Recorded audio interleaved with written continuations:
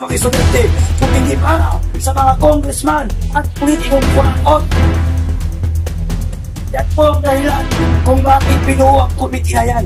Hindi para gumawa ng batas para sa mahihirap, para sa estudyante, kung hindi para protektahan nila ang kapwa ng congressman na magnanakaw. Ayan na naman po sa buhay ng sapagkat sa korupsyon ito, dito po nauulat. Lumabas ang buhaya! Ay buhayang lumabas! Buhayang lumabas! Buhayang lumabas! Yung nakaputi na buhaya yun! 1286 ang plate number! Buhaya! Pakita po ninyo na hindi na po kayo papayag na patuloy nilang ginagahasa ang pera ng taong bayan at ginagastos sa walang kwenta at sa kanilang sariling interes, sapagkat ang perang ating pinapasahod sa kanila ay ating dugot pawis na pinaghirapan, pagkatapos ay nakawin lamang nila. Hindi po tayo papayag na patuloy po nilang gagawin ito, kaya hindi po tayo titigil hanggat hindi po natin naging successful ang ating panawagang ito na itigil ang korupsyon at bumaba na si Martin Romualdez bilang isang malaking magnanakaw, sapagkat sa kanya po nagsimula ang lahat ng ito. Kung hindi po dahil sa kahirapan, ang bansang Pilipinas po kahit papano ay maunlad. Sa dami po ng ninakaw nila na 1.3 trillion pesos, may ganong pera pala ang Pilipinas, ay naku po, sayang lang, napunta lamang po sa kanilang mga bulsa. Mga estudyante, mga teacher, mga pulis, kayo ba'y mga sinungaling? Lahat kayo sa pag-aaral ninyo, sinasabi ninyo, nanunumpa kayo sa watawat ng Republika ng Pilipinas na iaalay ko ang aking buhay, pangarap pagsisikap sa bansang Pilipinas. Ngunit saan kayo mga estudyante na nanunumpa sa watawat ng Pilipinas? Saan kayo mga guro na nanunumpa sa watawat ng Pilipinas? Saan kayo mga pulis na nanunumpa sa watawat ng Pilipinas? Bakit hindi kayo lumabas at protektahan ang inyong bayan laban sa mga politikong kurakot na yan? Panatang makabayan, iniibig ko ang Pilipinas, aking lupang sinilangan, tahanan ng aking lahi. Nasaan kayo? Kayo ba'y mga sinungaling?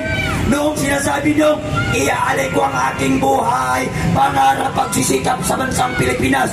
Mga estudyante, kayo ay nanunumpa sa ngalan ng Malayang Republika ng Pilipinas. Ngayon, kailangan kayo ng inang bayan laban sa mga politikong kurakot. Magsilabasan na kayo.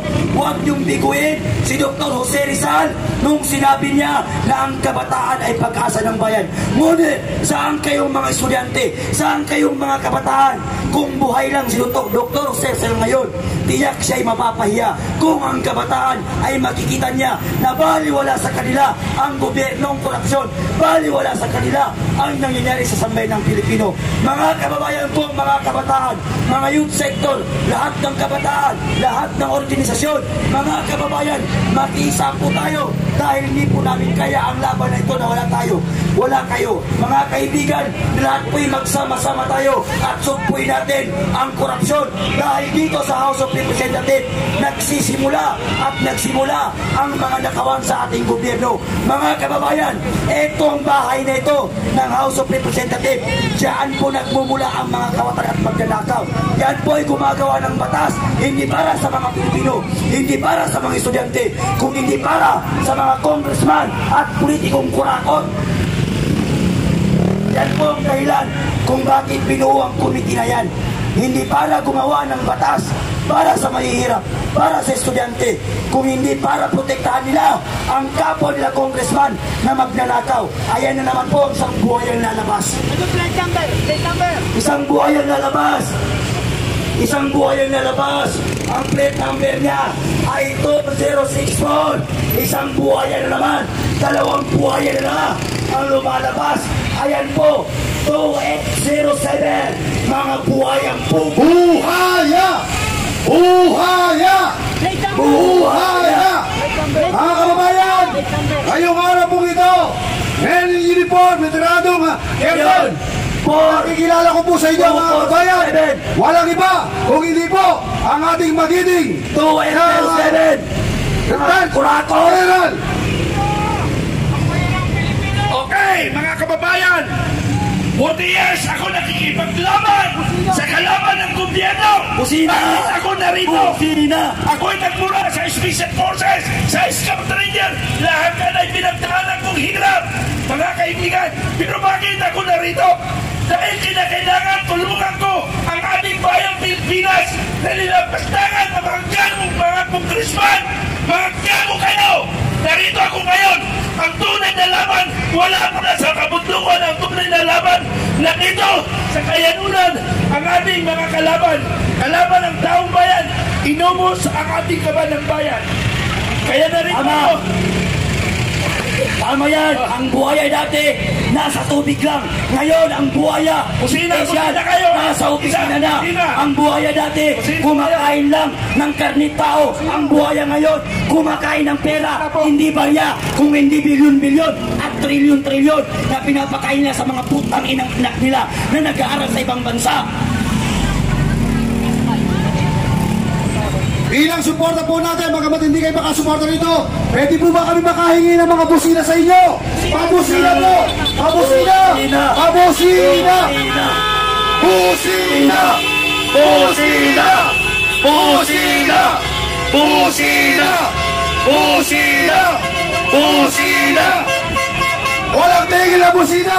Busina! Para balik po tayo ng mga magnanakaw! Busina! Hoy, Romualdez! Hindi mo ba narinig ito mga tao ito? Ibig sabihin yan, ayaw na sa'yo! Bumaba ka na dyan! Tama na ang pagnanakaw ninyo! Yan! Si Congressman naman tinautak hipon. Alam kong nandyan ka sa loob. Ngayon po, lumangoy ka na ng patras. Huwag pa abante. Utak hipon kang putang ina mo ka. Bakit ko sinabi utak hipon si Congressman Abante at ibang mga congressman? Kasi ang utak hipon naghalo ang tahi at utak na hindi kaya niyang paghiwalayin ang tama at mali gaya ng mga kongresista na nakaupo ngayon na mga buhaya. Partner naman, paano may utak? Hindi naman binoto ng tao, appointed son of Comelec! Tama! Yan ang nakakahiya dyan. Wala na nga naniniwala sa kadistrito mo, hindi ka na nga binoto, may makapal ka pa ng mukha na magsilbi-silbi dito sa taong bayan.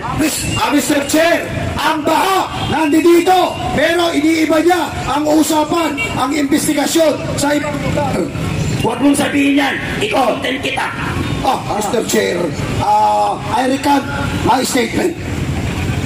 Alam nyo, eto, siguro marunong magbasa ang Pilipino. Ang House of Representative na yan, mangungutong, magnanakaw, mga buhay at kurakot, habang ang mga estudyante nagpapakahirap ang kanilang mga nanay at tatay sa paghahanap ng trabaho para may pambili ng uniform, pambayad ng tuition fee. Ang pera pala na binabayad ng taong bayan na buwis, yung mga congressman, kinukuha nila para ang anak nila mag-aral sa ibang bansa at yung pera ng taong bayan, yun ang gagastusin ng mga anak nilang piling hari at prinsesa.